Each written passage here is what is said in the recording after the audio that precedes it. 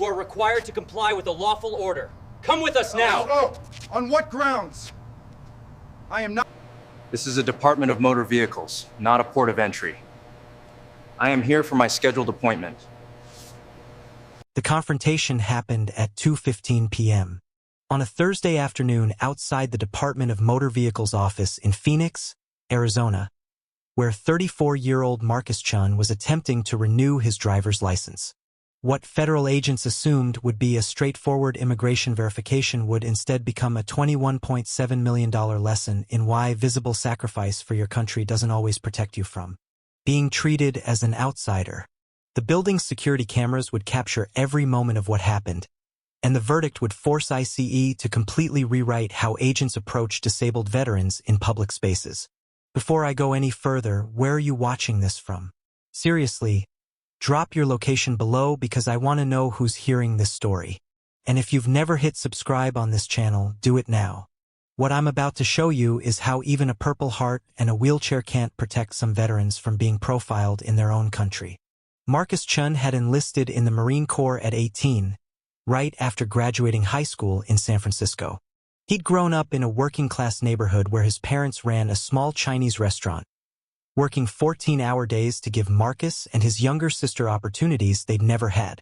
His father had immigrated from Taiwan in the 1980s, became a U.S. citizen in 1995, and raised his children to be proud Americans who contributed to their community.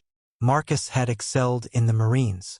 He'd completed infantry training at Camp Pendleton, earned his Combat Action Ribbon, deployed to Iraq in 2007 during the surge.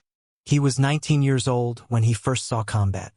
His unit had been conducting patrols in Ramadi, one of the most dangerous cities in Iraq at that time. The missions were brutal: constant contact with insurgents, IEDs on every route, firefights that could erupt without warning. On March 14, 2008, Marcus's patrol was ambushed. A vehicle-borne IED detonated next to their convoy, followed immediately by small arms fire from multiple positions. The blast waved through Marcus from the Humvee, shattering his spine at the L2 vertebra and severing his spinal cord. 3 Marines in his vehicle were killed instantly. Marcus survived, but he would never walk again. The field hospital at Camp Ramadi stabilized him.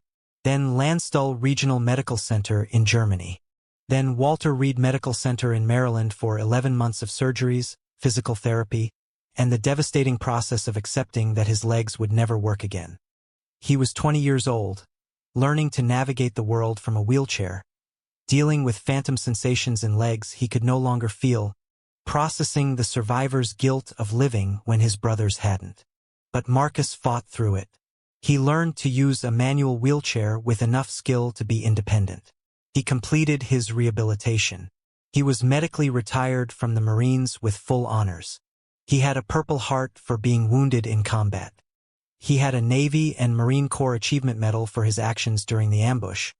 He'd continued returning fire even after being thrown from the vehicle, covering his squad's retreat before losing consciousness.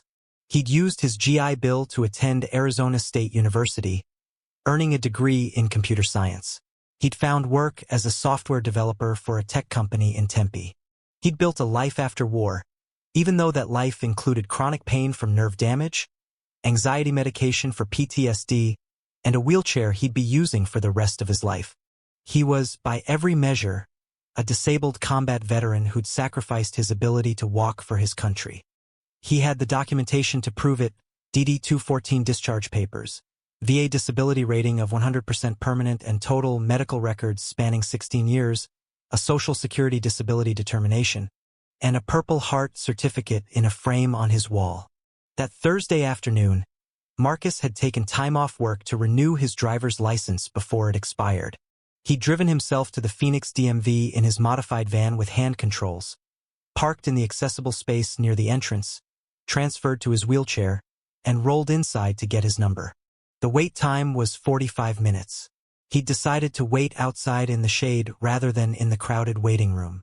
He was parked near the building entrance, scrolling through his phone and checking work emails, when 3 people in tactical vests approached him. The vest said "Police ICE" in large white letters. Marcus looked up, confused. Immigration and Customs Enforcement at a DMV? That seemed unusual. Marcus Chin? One of the agents asked. Yeah, that's me, Marcus said, lowering his phone. Can I help you? We need to verify your immigration status, the agent said. His name tag read Dalton. Do you have documentation proving you're legally present in the United States? Marcus actually laughed, thinking it was some kind of mistake. I'm sorry, what? I'm here to renew my driver's license. I'm an American citizen. That's what we need to verify, Dalton said. Do you have a birth certificate, passport, or naturalization papers with you? The smile faded from Marcus's face. He looked around the parking lot. A security camera was mounted above the DMV entrance, pointed directly at where they were standing. I'm a U.S. citizen. I was born in San Francisco. I'm also a Marine Corps veteran. I'm not sure what this is about. We've received information suggesting you may be using fraudulent documentation, the second agent said. Her name tag read Foster.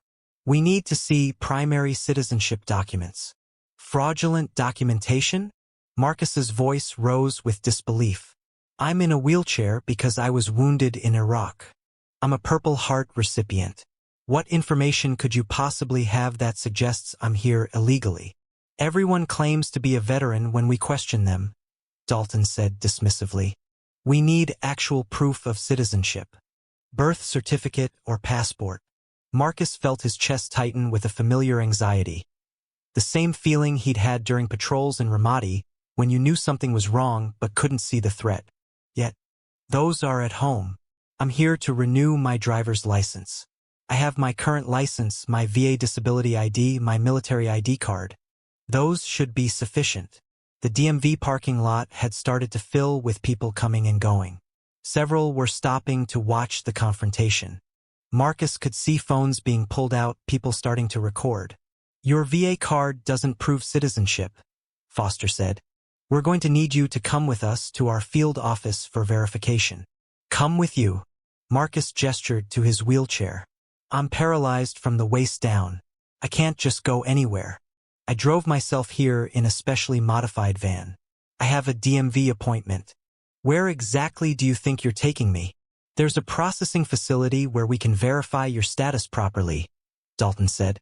A woman who'd been walking into the DMV stopped. What are you doing to him? She called out. He's in a wheelchair. Leave him alone. The third agent, who'd been standing back, turned to the woman. Ma'am, this is federal business. Please move along. Federal business? The woman pulled out her phone, starting to record. This is harassment. Ever been accused of something so absurd you couldn't even defend yourself without sounding crazy? Drop a comment because what Marcus was experiencing would get much worse before it got better. Marcus pulled out his wallet. He extracted his Arizona driver's license, his VA identification card showing his 100% disability rating, and a military ID card he still carried even though he'd been retired for years. Look, Marcus Chin. Born July 3, 1989 in San Francisco, California. This is my VA card showing I'm a disabled veteran receiving benefits. This is my military ID showing I served in the United States Marine Corps. I'm an American citizen who served this country and lost the use of my legs doing it. What more do you want from me? Dalton barely glanced at the cards. These don't constitute primary documentation of citizenship. You need to come with us. I'm not going anywhere, Marcus said. His voice firm despite the anxiety building in his chest. I haven't done anything wrong. I'm sitting here waiting to renew my driver's license. If you have concerns about my citizenship, you can verify everything through my military records or my social security number. But I'm not leaving with you. Sir, you're being uncooperative, Foster said. We can do this the easy way or the hard way. A DMV security guard had emerged from the building, drawn by the growing crowd. What's going on out here? Federal Immigration Enforcement, Dalton said. Step back, please. The security guard looked at Marcus, recognized him as someone who'd been sitting outside for the past 20 minutes, and frowned. This gentleman has been waiting for his DMV appointment. He hasn't caused any problems. What's this about? We're verifying his legal status, Foster said. He's in a wheelchair, the security guard said, stating the obvious. He's waiting for a driver's license renewal. What possible reason do you have for thinking he's here illegally? Dalton's jaw tightened. We don't need to explain our investigations to security guards. The crowd watching had grown to at least a dozen people. Multiple phones were recording now. A man in his 60s wearing a Vietnam veteran ball cap had stopped near his car. Son, what branch did you serve in? He called out to Marcus. Marines, sir, Marcus said. 3rd Battalion, 1st Marines. Iraq, 2007 and 2008. And these people are questioning your citizenship? The old veteran's face flushed with anger. That's outrageous. Absolutely outrageous. Marcus tried to stay calm, but his hands were shaking now. Partly from anger, partly from the PTSD response to confrontation, partly from disbelief that this was actually happening. Please, he said to the agents. I'm asking you respectfully. I'm a disabled veteran. I'm paralyzed. I can't walk. I'm waiting for a routine DMV appointment. I've shown you my identification. What else do you need from me? We need you to come with us for processing, Dalton said, reaching for Marcus's wheelchair handle. Don't touch my wheelchair, Marcus said sharply. That's an extension of my body. You don't have permission to move me.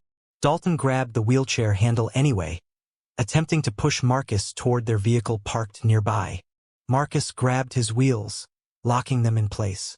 I said don't touch me. I'm not going anywhere with you. I know my rights. You don't have probable cause to detain me. The DMV security guard pulled out his radio. I'm calling Phoenix PD. This doesn't look right. Foster stepped between the security guard and Dalton. We're federal agents conducting an official investigation. Local police have no jurisdiction here. Actually, they do, a voice said from the DMV entrance. A woman in business attire, the DMV office manager, had come outside. This is state property. Federal agents can't detain people on our premises without coordination with management and local law enforcement. I'm the manager here, and I'm asking you to release that man and explain your authority for detaining a customer at a state facility. Dalton looked frustrated, but the crowd, the cameras, and the growing institutional resistance were starting to undermine his authority. We're executing immigration enforcement. Based on what? The manager asked. What specific evidence do you have that this gentleman is here illegally? We received information. What information? From whom? Based on what? She crossed her arms. Because right now, what I'm seeing is federal agents attempting to detain a disabled veteran in a wheelchair for trying to renew his driver's license. That's going to be a problem. The Phoenix police arrived 8 minutes after being called. 2 patrol cars pulled into the parking lot. The officers who emerged assessed the situation with careful neutrality. Federal agents surrounding a man in a wheelchair. A crowd of witnesses recording on phones. DMV staff looking concerned. What's the situation? The senior officer asked. Dalton explained quickly. Immigration verification. Subject refuses to provide documentation. Marcus spoke up immediately. I'm Marcus Chun. I'm a U.S. citizen, born in San Francisco. I'm a Marine Corps combat veteran. I was wounded in Iraq and I'm paralyzed. I'm here to renew my driver's license. I've shown these agents my VA ID, my military ID, and my driver's license. They're demanding I go with them to a processing facility. I haven't committed any crime. The police officer looked at the VA ID card Marcus was still holding. He read the 100% disability rating. He looked at Marcus's wheelchair. He looked at the Purple Heart license plate on the modified van parked in the accessible spot nearby. Officers, this is a federal matter, Foster said. We don't require local assistance. Actually, you might, the officer said, because if you're detaining someone on state property without probable cause, that becomes a local issue. Sir, he addressed Marcus. Do you want to go with these agents? Absolutely not, Marcus said. I want to complete my DMV appointment, and I want to file a complaint about this harassment. Should disabled combat veterans be subjected to citizenship checks while conducting routine business? Let me know in the comments because this confrontation would force that exact question into federal court. The standoff continued for another 15 minutes. The ICE agents insisted Marcus had to be processed. Marcus refused to go without a warrant or legitimate probable cause. The DMV manager refused to allow a detention on her property without proper authority. The police officers stated they wouldn't assist in a detention that appeared to lack legal justification. And the crowd of witnesses continued recording everything. Finally, Dalton pulled out his phone and stepped away to call his supervisor.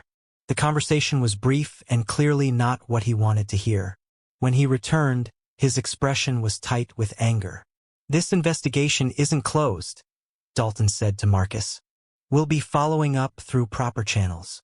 "You do that," Marcus said, his voice cold. "And when you do, you'll find everything I told you is documented and verified. I'm a U.S. citizen. I'm a combat veteran. I was wounded serving this country. And you just harassed me in a public parking lot for the crime of being Asian and in a wheelchair." The agents left, but not before Foster handed Marcus a business card with a case number. "You may be contacted for additional verification." Marcus took the card with a shaking hand, too exhausted and angry to respond. The moment the agents were gone, the Vietnam veteran approached Marcus. "Son, that was wrong. That was completely wrong. You served this country. You sacrificed your legs. And they treated you like a criminal." The DMV manager brought Marcus a bottle of water. "Are you okay? Do you need medical attention? That was incredibly stressful." "I'm not okay," Marcus said honestly. "But I don't need medical attention. I need to file a formal complaint because what just happened was illegal and it was wrong." One of the Phoenix police officers took Marcus's statement, documenting the entire confrontation. The security footage from the DMV camera would be preserved as evidence. 7 witnesses provided their contact information, offering to testify if needed. Marcus completed his DMV appointment in a daze. The clerk who processed his license renewal kept apologizing even though she'd had nothing to do with what happened. When she handed him his new license, she said quietly, "Thank you for your service. What those agents did was shameful." That evening, Marcus called his parents. His mother cried when he told her what happened. His father, normally a quiet man who avoided conflict, was furious. "You served. You were wounded. They have no right. No right at all." Marcus also called an attorney. The attorney, Sarah Michaels, specialized in civil rights violations and veterans issues. When Marcus described what happened, Sarah immediately wanted copies of the security footage and witness statements. "Marcus, what happened to you is a textbook violation of your Fourth Amendment rights," Sarah said. "You're a citizen. You're a disabled veteran. You were conducting routine business at a state facility. There was no legitimate basis for questioning your status, and attempting to detain you without probable cause is unconstitutional. We need to document everything and file suit." The DMV security footage was comprehensive. It showed the entire confrontation from start to finish. The agents approaching Marcus without warning, his wheelchair clearly visible, his attempts to provide identification, Dalton grabbing his wheelchair despite Marcus's objection, the protective response from bystanders and DMV staff, and the agents' ultimate retreat when faced with institutional resistance. The footage also captured something else that would prove critical. Before approaching Marcus, the agents had walked through the parking lot past at least 8 other people waiting for DMV appointments. All 8 were white. The agents had walked directly to Marcus, the only Asian person visible in the parking lot, and immediately demanded proof of citizenship. The racial profiling was undeniable. The lawsuit filed in federal court 11 months later was one of the most detailed Sarah had ever prepared. It named the 3 ICE agents individually, their supervisors, the regional director, and the Department of Homeland Security. The complaint alleged violations of the Fourth Amendment, unlawful detention and seizure without probable cause, the Fifth Amendment, deprivation of liberty without due process, the 14th Amendment, racial discrimination based on national origin and disability discrimination under the Americans with Disabilities Act. It detailed Marcus's background. Born in San Francisco to naturalized U.S. citizen parents. Enlisted in the Marines at 18. Deployed to Iraq during the surge. Wounded in combat by vehicle-borne IED. Spinal cord injury resulting in paraplegia. Medically retired with honors. Purple Heart recipient. Navy and Marine Corps Achievement Medal recipient. 100% VA disability rating. 16 years of documented medical treatment for service-connected injuries. It described the DMV confrontation. Approached while waiting for driver's license renewal. Questioned about citizenship despite visible disability and veteran identification. Threatened with detention despite being a paraplegic combat veteran. Physically grabbed by agents despite objecting. Surrounded by 3 armed federal agents despite having committed no crime. It included the security footage showing the entire incident, with timestamps noting how long the confrontation lasted. 37 minutes. How many witnesses recorded on phones? 7. And how many times Marcus attempted to provide identification? 4. It included medical records documenting Marcus's service-connected paraplegia, his ongoing treatment, and a psychological evaluation noting that the confrontation had triggered severe PTSD symptoms including hypervigilance, anxiety, nightmares, and avoidance of public spaces. The lawsuit sought $21.7 million in damages, $6.2 million in compensatory damages for emotional trauma, exacerbation of PTSD, violation of civil and disability rights and dignitary harm, $15.5 million in punitive damages to send a message about the cost of profiling disabled veterans. Discovery revealed that the agents had no legitimate basis for approaching Marcus. They'd received a directive from their supervisor to conduct verification sweeps at DMV locations to identify potential immigration violations. The directive provided no specific targets, no evidence, no investigative leads, just instructions to look for people who appeared foreign and verify their status. In practice, this meant the agents profiled based on appearance and ethnicity. They'd gone to the Phoenix DMV and specifically targeted Marcus because he was Asian, assuming without any evidence that he might be an immigrant. The agents had never checked any databases before approaching him. They had no tip, no complaint, no warrant. They'd simply seen an Asian man in a wheelchair and decided to question him. The depositions were devastating. Why did you approach Mr. Chun specifically? He matched the profile for potential immigration concerns. What profile? Individual of Asian descent at a DMV facility. Mr. Chun is in a wheelchair. He's clearly disabled. What about that suggested immigration violations to you? We were told to verify anyone who appeared potentially foreign. Being Asian appears foreign to you? Silence. Did you see Mr. Chen's Purple Heart license plate before you approached him? I don't recall. The security footage shows you walked directly past his van with the Purple Heart plate visible. You didn't think that might indicate he was a veteran? We're not required to check license plates. Did you check any databases before approaching Mr. Chen? No. Did you have any evidence at all suggesting Mr. Chun was here illegally? We were conducting general verification. So you approached a disabled veteran in a wheelchair, demanded citizenship papers, and attempted to detain him without a single piece of evidence suggesting he'd done anything wrong. The agent had no answer that didn't reveal the profiling. Expert witnesses testified about Fourth Amendment protections. Citizens cannot be seized and questioned about their status without individualized suspicion based on specific, articulable facts. Being Asian is not articulable suspicion. Being in a wheelchair should immediately suggest someone has been in the United States long enough to have complex medical history and documentation. Approaching someone solely based on ethnicity is racial profiling, and it's unconstitutional. Veterans advocates testified about the sacred contract between the military and those who serve. When a Marine who lost the use of his legs in combat is questioned about his right to exist in his own country, it violates the fundamental promise we make to service members. You serve, you sacrifice, and you're protected. Not questioned. Not profiled. Protected. Disability rights experts testified about the ADA violations. Grabbing someone's wheelchair without permission is assault. The wheelchair is an extension of the body.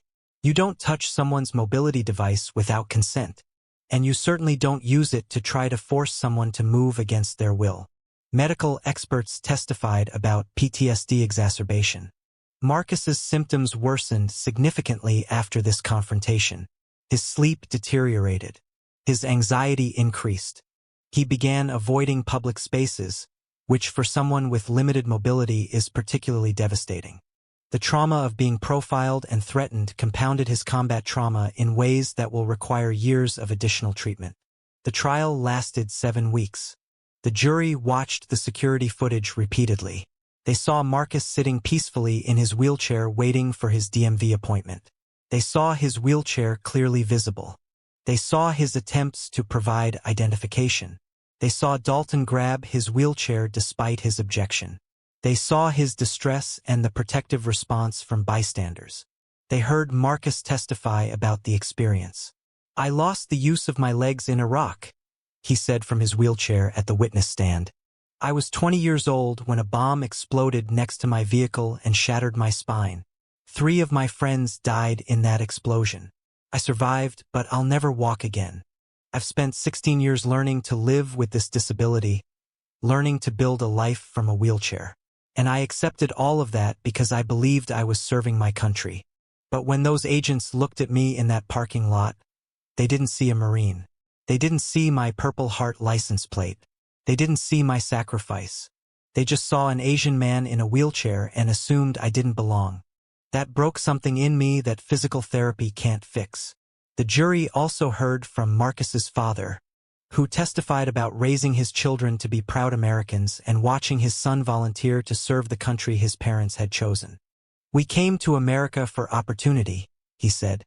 "We became citizens because we believed in what this country stands for. When Marcus enlisted in the Marines, I was scared, but I was also proud. When he came home in a wheelchair, I cried for weeks.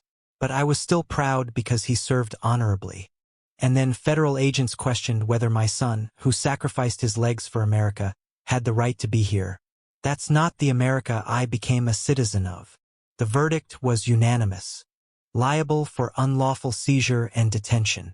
Liable for racial discrimination. Liable for disability discrimination. Liable for violation of due process rights. Liable for intentional infliction of emotional distress. Compensatory damages, $6.4 million. Punitive damages, $15.3 million. Total, $21.7 million. It was one of the largest verdicts ever awarded in a case involving immigration enforcement against a U.S. citizen veteran. The 3 agents were terminated within days of the verdict. Their supervisor, who had issued the verification sweep directive without proper guidelines, was demoted and reassigned. ICE implemented sweeping policy changes prohibiting enforcement actions based solely on ethnicity or appearance, requiring specific articulable suspicion before approaching anyone, and mandating supervisor approval before any contact with disabled individuals or veterans. The Department of Homeland Security issued a formal apology to Marcus, acknowledging that the agent's actions violated his constitutional rights and the principles the agency is supposed to uphold. Marcus used part of his settlement to establish a legal defense fund for veterans facing discrimination. He partnered with disability rights organizations to provide training on how to respond if law enforcement oversteps. And he donated to organizations supporting wounded warriors transitioning to civilian life.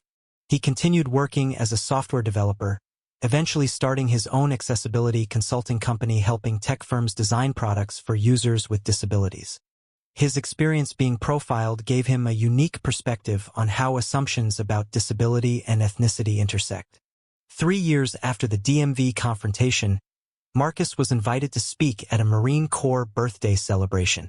He rolled onto the stage in his wheelchair, wearing his dress blues, and told his story to an audience of Marines, veterans, and families.